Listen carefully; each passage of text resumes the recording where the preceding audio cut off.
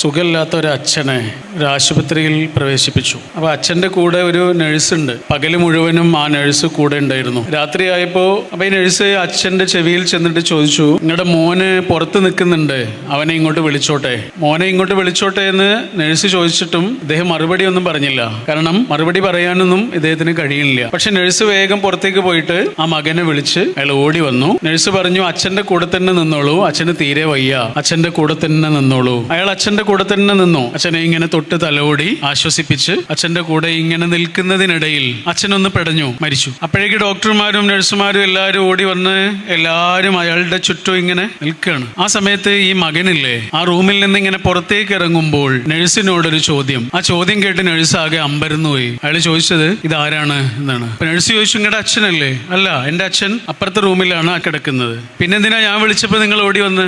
എന്നെ ആവശ്യമുണ്ടെന്ന് എനിക്ക് തോന്നി, അതുകൊണ്ട് ഓടി വന്നു. നഴ്സ് അയാളുടെ മുന്നിൽ ഇങ്ങനെ കൈകൂപ്പി നിന്നു. ഒരാവശ്യം വന്നപ്പോ നിങ്ങളെ വിളിച്ചപ്പോൾ ഓടി വന്നല്ലോ. ഒരു ചോദ്യവും ചോദിച്ചില്ല, ഒരു സംശയവും പറഞ്ഞില്ല, എന്തിനാണ് എന്ന് ചോദിച്ചില്ല. എന്നെ ആവശ്യമുണ്ടോ?